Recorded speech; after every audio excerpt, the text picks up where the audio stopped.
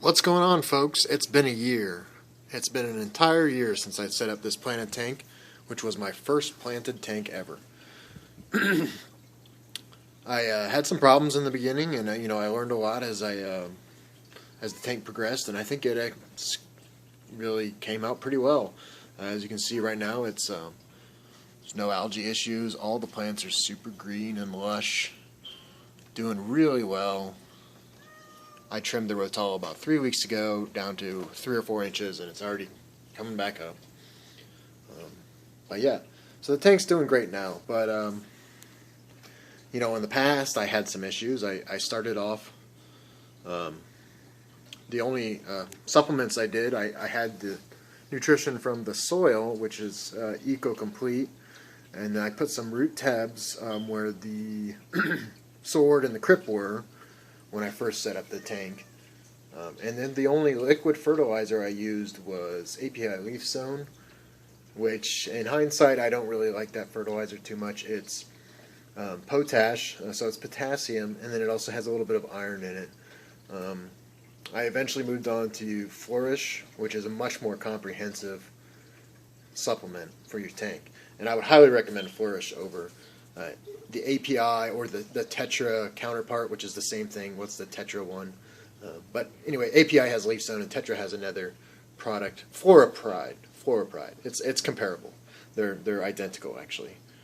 So I don't recommend those. I would recommend getting on Amazon and ordering some like Flourish. So I got that, and then things started to do pretty well. I got a little paintball CO2 thing, and for a while the plants really took off. But I realized that it wasn't very pragmatic to have that. It was hard to get new cylinders for it and everything, and it was hard to set up with a diffuser. There was a lot of issues with it, and I felt like the benefits did not outweigh my concerns, and also the cost.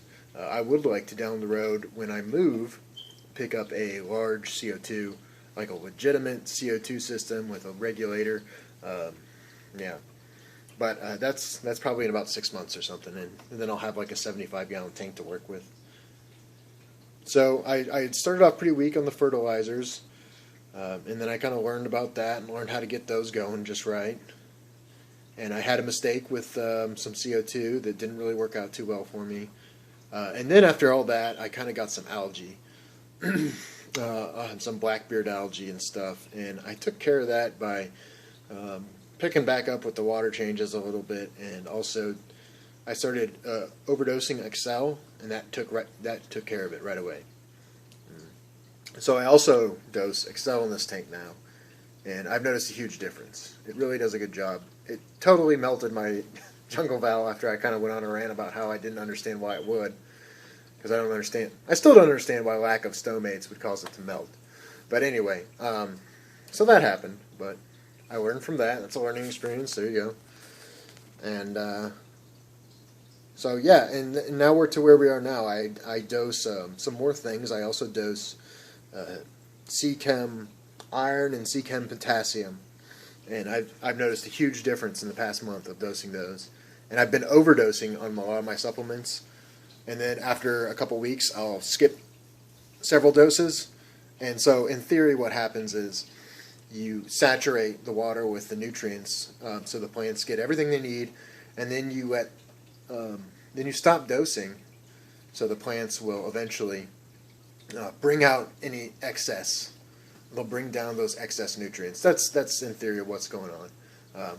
I don't necessarily agree with that completely, because if something's in excess, if there's other limiting chemicals in the water that are needed to assimilate the thing that's in excess that you've let run out, then it will continue to be in excess. So it seems to be working really well, but I don't think that in the long term I should be overdosing these things. So I'm going to probably do a large water change and get back on a recommended dosing schedule, especially when I get some proper test kits in. So that's where the tank is now.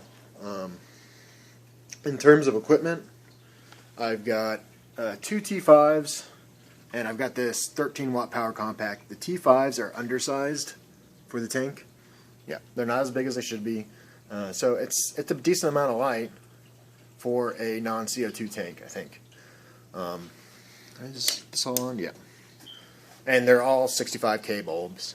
That Power Compact actually belongs to a saltwater refugium.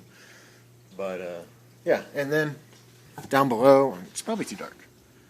Yeah, it's too dark. I have a Fluval 306, so I've got an oversized canister filter, and that's a great filter, by the way. I can actually take the top off with minimal effort and very minimal water and get it over to my sink to do the maintenance on it. So, great filter. Highly recommend the Fluval 306.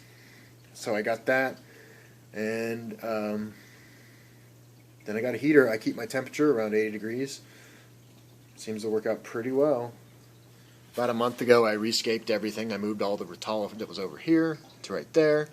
I think it looks a lot better having it consolidated in one corner of the tank. Wouldn't you agree?